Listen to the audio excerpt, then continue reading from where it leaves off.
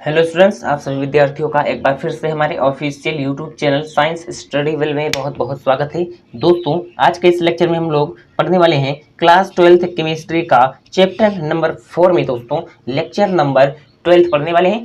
ठीक है, आज का ये वीडियो क्लास 12th केमिस्ट्री का दोस्तों चैप्टर नंबर 4 यानी रासायनिक बलगतिकी का 12वां वीडियो है। इससे पहले हम लोगों ने 11 वीडियो में बहुत सारी चीज़ों को पढ़ लिया है। जो भी बच्चे अभी हमारे चैनल पर पहली बार आए, इसी वीडियो के डिस्क्रिप्शन बॉक्स में जाइए, आप लोग सारी वीडियोस को सीक्वेंस में देखिए। ठीक है, आज हम लोग पढ़ने वाले हैं द्वितीय कोटि अभिक्रिया की जो होती है दोस्तों फॉर्मूला, इसको हम लोग जानेंगे। ठीक है, कि द्वितीय कोटि अभिक्रिया होती क्या है और इसका फॉर्मूला क्या होता है, सूत्र। ठीक है दोस्त, इसके हम लोग सूत्र को भी जानेंगे। एकदम आसानी के साथ देखिएगा, लास्ट तक वीडियो को देखिएगा, बहुत ही अच्छी तरीके से दोस्तों यहाँ पर टॉपिक आप लोगों को क्लियर कराएंगे हम। ठीक है, ध्यान से देखिए दोस्त, आप लोगों को यहाँ पे परिभाषा दिया हुआ है। ठीक है, परिभाषा आप लोगों को दिया हुआ है कि ऐसी अभिक्रिया जिसकी वेग या दर अभिकारक की सांद्रता के द्वितीय घात के समानुपाती होती है, वे हमारी द्वितीय कोटि अभिक्रिया कहलाती है, द्वितीय कोटि अभिक्रिया होती है। ठीक है भैया, ये बात समझ गए आप।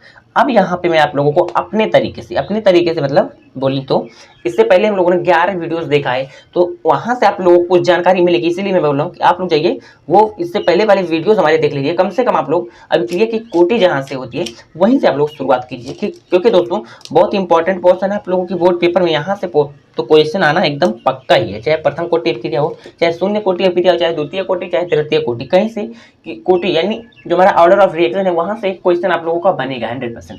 इसीलिए मैं बोल रहा हूँ वीडियो को लास्ट तक देखना, सब कुछ बहुत ही अच्छे से बहुत ही मजे में समझाने वाला हूँ।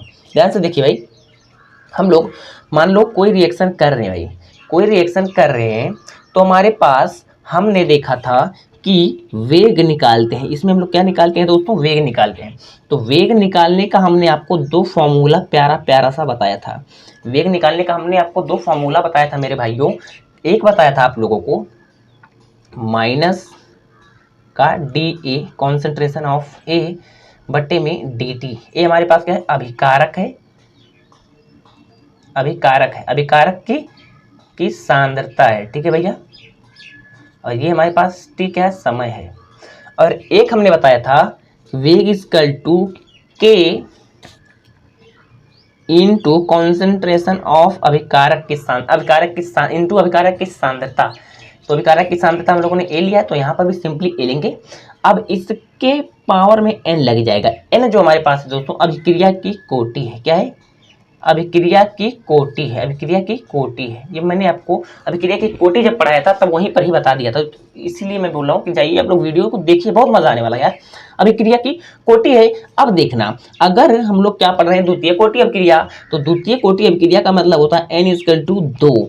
तो हम लोग अगर यहाँ पर सिंपल वे में डायरेक्ट वेग पर बात करें तो वेग इक्वल टू यहाँ पर होगा के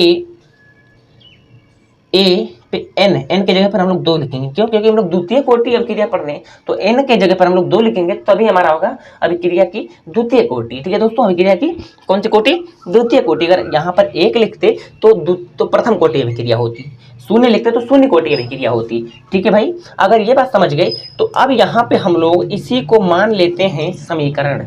ये हमारे पास हो गया समीकरण 1 और ये हमारे पास हो गया समीकरण 2। बस यहीं से स्टार्ट होता हमारे प्यारा सा लेक्चर। ठीक है, अभिक्रिया हमारे पास दो वेग निकालने का 2 नियम हम लोगों ने पढ़ा, फर्स्ट है सेकंड है। ठीक है, फर्स्ट में हम लोगों ने क्या देखा, फर्स्ट में हम लोगों ने देखा दोस्तों कि इसको हम लोग समीकरण 1 मान लिए वेग, और इसमें हमने आपको समझा दी इसको हम लोग समीकरण 2 मान लिए। अब समीकरण 1 और समीकरण 2 देख लेना। यहाँ पे आप लोगों को वेग तो दोनों है, यानी लेफ्ट साइड हमारा बराबर है। वेग ये भी है, सॉरी यार ये तो यही है। ठीक है, ये वाला वेग ये भी है, वेग ये भी है। तो आप लोगों को जब लेफ्ट साइड बराबर होता है तो राइट साइड आप लोग बराबर कर लेते हो। अब यहाँ पे आप लोग सिंपल में लिखोगे कि समीकरण फर्स्ट व समीकरण सेकंड से, समीकरण फर्स्ट व समीकरण सेकंड से आप लोग क्या करोगे, एक दूसरे को बराबर कर दोगे, इक्वल कर दोगे। यानी यहाँ पर जैसे आप लोगों को देखा है कि माइनस का डी ए माइनस का डी अपान में डी टी इसका 2 हो जाएगा हमारे पास के कॉन्सेंट्रेशन ऑफ ए पे घात 2। ठीक है, अब देखना ऐसी अभिक्रिया जिसकी दर या वेग, जिसकी दर देखो रेट यहाँ पर भी है, वेग यहाँ पर भी है, तो ऐसी अभिक्रिया जिसकी वेग या दर बच्चों हम लोग कुछ भी बोल सकते हैं, अभिकारक की सांद्रता के, देखो अभिकारक का सांद्रता है, ये अभिकारक की सांद्रता है, अभिकारक की सांद्रता के द्वितीय घात, ये देख लो द्वितीय घात के क्या होता है, समानुपाती होता है, तो उसे हम लोग बोलते हैं द्वितीय कोटि की अभिक्रिया। ठीक है भैया, ये बात समझ गए। अगर ये बात समझ गए आप लोग तो यहाँ से आप लोग परिभाषा को एकदम अच्छी तरीके से याद कर लीजिएगा। ठीक है, कॉन्सेप्ट आप लोग पकड़ लीजिए, बहुत ही अच्छी तरीके से सब कुछ याद हो जाएगा। अब इसका हम लोग फॉर्मूला को डिराइव करेंगे। ठीक है, ध्यान से देखिएगा एकदम आसानी के साथ। अब ये हमारे पास हो गया। अब हम लोगों को सबसे पहले यहाँ पर देखना है दोस्तों, क्या करना है, उचित सीमाओं में समाकलन, उचित सीमाओं में समाकलन, सीमाओं में समाकलन हम लोग करेंगे। क्या, समाकलन। एक एक चीज मैं आप लोगों को बताऊंगा, बहुत ही मजेदार से यार समाकलन करना है। इन दोनों का हम लोग समाकलन कर देंगे तो हमारे पास फाइनली क्या हो जाएगा दोस्तों, मिल जाएगा हम लोगों को अपना प्यारा सा सूत्र, कॉन्सेंट्रेशन ऑफ ए बट्टे में डी टी इक्वल टू के कॉन्सेंट्रेशन ऑफ ए। ठीक है, अरे सॉरी यार, हाँ ये हमारे पास है। एक काम करो भाई, अभी इसको आप ना थोड़ा सा सिंप्लीफाई कर लो, तब यहाँ पे होगा। सिंप्लीफाई इसको हम लोग कर लें दोस्त। इसको अगर हम लोग सिंप्लीफाई करें तो कैसे करेंगे सिंप्लीफाई, ध्यान से देखिएगा, एक चीज बहुत ही अच्छे से समझ में आएगा।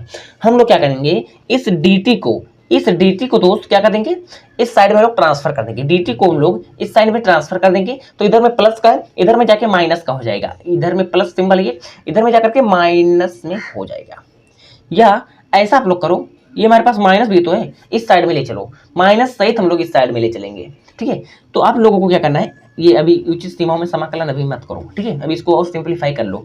तो ये जो है dt, माइनस का dt हम लोग इस साइड में लेके जाएंगे दोस्त, तो हमारे पास क्या हो जाएगा, हमारे पास हो जाएगा इधर आ जाए, इधर हमारे पास क्या होगा, सिंपल से देखिएगा, हमारे पास होगा माइनस डी कॉन्सेंट्रेशन ऑफ ए, और नीचे में हमारे पास हो जाएगा कॉन्सेंट्रेशन ऑफ ए पर पावर 2। ठीक है, के को ए पर रहने देते हैं और इन सभी को हम लोग इस साइड में लेके चल जाते हैं, तो इधर हो जाएगा माइनस के डी टी। ठीक है, अब हम लोग यहाँ पे उचित सीमाओं में समाकलन करेंगे मेरे भाई, कहाँ पे, उचित सीमाओं में अब हम लोग समाकलन यहाँ पर करेंगे, बहुत ही अच्छे तरीके से समझ में आ जाएगा।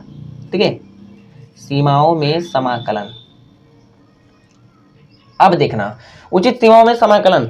अब हम लोग समाकलन यहाँ पर दोस्तों करेंगे, कैसे करेंगे, सिंपल यार, डी ए कॉन्सेंट्रेशन ऑफ ए बट्टे में कॉन्सेंट्रेशन ऑफ ए पर 2 का पावर इक्वल टू माइनस का के डी टी।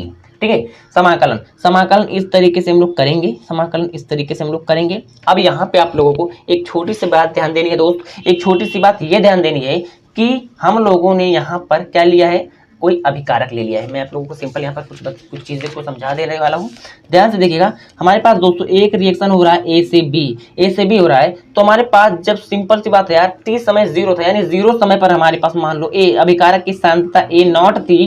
ठीक है, अब जब हम लोगों ने t समय किया, यानी जब हम लोगों ने दोस्तों अभिकारक को मिलाया तो हमारा प्रोडक्ट नहीं बना था, यानी जब हमारे पास अभिकारक की सांद्रता ए नॉट थी, ठीक है, तो t समय बाद हम लोगों ने जब देखा तो अभिकारक की सांद्रता घट करके AT हो गई। ठीक है, क्या हो गई, AT हो गई दोस्त। तो बस यही आप लोगों को बताना है, ये हमारे पास क्या है, प्रारंभिक सांद्रता है, और ये हमारे पास अंतिम सांद्रता। ठीक है, ये हमारे पास प्रारंभिक सांद्रता है अभिकारक की, ये हमारे पास अंतिम सांद्रता है। यानी बच्चों जब हम लोगों ने शुरू में जब अभिकारक को लिया तो हमारे पास ए नॉट था, जब हम लोगों ने तुरंत मिलाया तो हमारे पास ए नॉट अभिक्रिया थी। मान लो हमारे पास ए बी अभिक्रिया है, तो ए हमारे पास अभिकारक है, तो जस्ट हम लोगों ने जब तुरंत अभिकारक को लिया तो उस समय जो हमारे अभिकारक की सांद्रता थी वो A0 थी t समय पर, सॉरी t0 समय पर। बट जैसे ही हमारे पास t समय आई तुरंत हमारे पास अभिक्रिया घट करके AT हो गया, ये अंतिम सांद्रता हो गई। ठीक है भाई, यही हम लोगों को यहाँ पर बातों को जानना था। ठीक है भैया, अब यहाँ पे आप लोगों को मैं बता दूं चीज़ों को कि ये हमारे पास क्या है, प्रारंभिक सांद्रता, ये हमारे पास अंतिम सांद्रता। अब यहाँ पे हम लोग जब उचित सीमाओं में समाकलन करेंगे भी आप लोगों को यहाँ पर लिमिट लगाना पड़ेगा, लिमिटेशन लगाना पड़ेगा। तो हम लोग यहाँ पर अभिकारक को लिए हैं, यहाँ पर हमारे पास समय है, तो यहाँ पर हम लोग ए के सापेक्ष करेंगे। तो ए के सापेक्ष अगर हम लोग देखें तो हमारे पास देख लो, ये हमारे पास प्रारंभिक सांद्रता है और ये हमारे पास अंतिम सांद्रता है। तो अपर लिमिट, ठीक है, जो हमारे पास प्रारंभिक है उसको हम लोग नीचे लिखेंगे। प्रारंभिक हमारे पास कौन है, A0 है, A0 ये हमारे पास प्रारंभिक है, तो A0 से कहाँ तक है, AT तक है, और समय हमारे पास 0 से T तक जा रहा है। तो यहाँ पर हम लोग समय के सापेक्ष करेंगे तो हमारे पास 0 है यहाँ पर समय, पहले हमारे पास 0 था, बाद में t हो गया, तो t समय हो गया, तो 0 से t तक। ठीक है, यही मेरे समझाने का यहाँ पर थोड़ा सा अर्थ था। एक एक चीज़ मैं आप लोगों को एकदम अच्छे तरीके से यहाँ पर क्लियर कर दूंगा, कोई भी प्रॉब्लम आप लोगों को यहाँ पे नहीं होने वाली है। अब अगर इतनी बात समझ में आ गई मेरे भाई को, तो अब यहाँ पे आप लोगों को कुछ करना नहीं है। ठीक है, कुछ करना नहीं है मेरे भाई। अब और सिंप्लीफाई इसको आप लोग करिएगा, और सिंप्लीफाई कर हम लोग इसको करें यहाँ से, तो हमारे पास सिंपल क्या हो जाएगा जानते हो, यहाँ पे हमारे पास हो जाएगा a0 से यह a t तक। ठीक है, अब यहाँ पर हम लोग देखें तो हमारे पास क्या होगा, अगर dA बटे में हमारे पास क्या है दोस्त, यहाँ पे ध्यान से देखिएगा, a पर घात है 2 का। अब अगर इसको हम लोग सिंप्लीफाई यहाँ से करें तो ये हमारे पास, अगर हम लोग इसको ऊपर बुला लें, इसको ऊपर बुला लें, तो ये जो प्लस का घात है 2 पे, ये माइनस में कन्वर्ट हो जाएगा। ठीक है, यानी यहाँ से a पर -2 का घात हो जाएगा, a पर ये ऊपर जाएगा तो -2 का घात हो जाएगा, प्लस का है, और ये सिंपली हमारे पास जो हमारे पास dA है, ये dA इस प्रकार से यहाँ पर हो जाएगा। ठीक है भाई, dA हमारे पास इस प्रकार से हो जाएगा। और यहाँ पे आप लोग जब माइनस करके d इधर कर दियो ना, तो ये माइनस का सिंबल नहीं रहेगा यार, ये माइनस का सिंबल नहीं रहेगा, क्योंकि माइनस हमारा इस साइड हो गया। ठीक है, तो ये हमारे पास कैंसिल आउट हो जाएंगे। अब यहाँ पे ये समझ में आ गई बात है। अब यहाँ पे ये जो हमारे पास है, ये वाला माइनस का के हम लोग बाहर की तरफ निकाल देंगे। ये जो हमारे पास कांस्टेंट होता है माइनस का के, तो इसको हम लोग बाहर निकाल देंगे। तो यहाँ पे हो जाएगा इक्वल टू माइनस का के, लिमिट है 0 से t तक, अंतर में हमारा रहेगा dt। ठीक है भाई, ये समझ गए आप। अब यहाँ पे एक छोटा सा फॉर्मूला आप लोग देखिएगा। आप लोगों को पता है कि अगर x पे पावर n dx हो तो इसका फॉर्मूला एक होता है, जैसे देखो सेम यही है, सेम यही कंडीशन है। x जहाँ पर n नंबर है, नंबर हमारे पास -2, फिर d है, फिर x हमारे पास है मान लो अभिकारक a है। ठीक है, अब इसका फॉर्मूला एक छोटा सा होता है कि x पे पावर n+1 बट्टे n+1, इस तरीके से आप लोगों ने एक फॉर्मूला देखा होगा। तो इसके जगह पर हम लोग इस तरीके से इसी फॉर्मूले पर हम लोग इसको रख देंगे। तो सिंपल कुछ नहीं करना है, हम लोग इस तरीके से लगाएंगे कोष्टक, इस तरीके से कोष्टक बंद करेंगे, a0 से लेकर के at तक हमारे पास हो जाएगा। अब इसी पर हम लोग इसको पुटअप कर देंगे इसी पर। अब हम लोगों को क्या करना है दोस्त, a सिंपल a लिख लेना है, x की जगह पर a लिख लेना है, घात में हम माइनस का 2 और प्लस का हम लोग 1 कर देंगे फॉर्मूला के बेस पे, बट्टे n+1, n मतलब नंबर हमारे पास है माइनस का 2, तो माइनस का 2 हो जाएगा, और फिर +1 है ही, तो +1 हम लोग ऐड कर देंगे। ठीक है भाई, ये बात समझ गए। अगर ये बात समझ गए आप लोग तो बहुत अच्छी बात है। माइनस का k, अब यहाँ पे लिमिटेशन हम लोग इसी प्रकार से इसको इस तरीके से लिख देंगे। ठीक है भैया, इस तरीके से। अरे यार मैं क्या कर रहा हूँ भाई, ये इस तरीके से डी को हटा दो। ठीक है, डी को हटा दो। आप लोग 0 से t तक हम लोगों ने क्या कर दिया है, समय को कर दिया है। अब यहाँ पे आप लोग देखिएगा एक बात, अब आप लोगों को क्या करना है, इन सभी को सॉल्व कर लेना है। तो इसको आप लोग जब सॉल्व करोगे भाई, इसको जब आप लोग सॉल्व करोगे तो क्या होगा, सिंपल हमारे पास देखो -2 + 1। ठीक है, यहाँ से जब आप लोग इसको सॉल्व करोगे तो यहाँ से आप लोगों का ये जो माइनस प्लस, यहाँ से माइनस आएगा, माइनस से ये जब कैंसिल आउट हो जाएगा, और फाइनली अगर हम लोग यहाँ पर देखें तो हमारे पास हो जाएगा दोस्तों 1/a आ जाएगा, 1/a आ जाएगा। लिमिटेशन है हमारा a0 से at तक बराबर, ये मैं यहाँ पर क्या बचा, k बचा, और यहाँ पर हम लोग देखें तो हमारे पास क्या हो गया, हमारे पास है दोस्तों t 0 से t समय तक। ठीक है भैया, अब यहाँ पे देखना अभिकारक, अब अभिकारक है हमारे पास, तो अभिकारक ये दोनों भी है। तो अब हम यहाँ पर लिमिटेशन लगाएंगे, upper limit minus lower limit, upper limit minus lower limit का एक फॉर्मूला होता है। तो upper limit minus lower limit, तो 1/a की जगह पर एक बार हम लोग अपर लिमिट लिखेंगे, तो अपर लिमिट हमारे पास कितना है, 80 है, 80 लिखेंगे, माइनस लोअर लिमिट हमारे पास है क्या, a0, तो लोअर लिमिट ये हो गया, इक्वल टू k, यहाँ पर हो गया, यहाँ पर हो जाएगा upper limit minus lower limit, तो अपर लिमिट है t0, सॉरी अपर लिमिट है t माइनस का इसका 0 है, तो यहाँ पर फाइनली हमारा t हो जाएगा। अब यहाँ पे देखिए 1/at minus 1/a0 equal to minus अरे यार मैं माइनस के टी, ये हमारे पास हो जाएगा के टी। ठीक है भैया। अब यहाँ पे आप लोग देखिएगा एक बात कि यहाँ से अगर हम लोग इसको इतने को हम लोग इधर भेज दें तो हमारे पास क्या हो जाएगा, इसके साथ माइनस है, इधर जाकर के प्लस हो जाएगा। तो 1/a_t इक्वल टू के टी माइनस प्लस, ठीक है, 1/a0।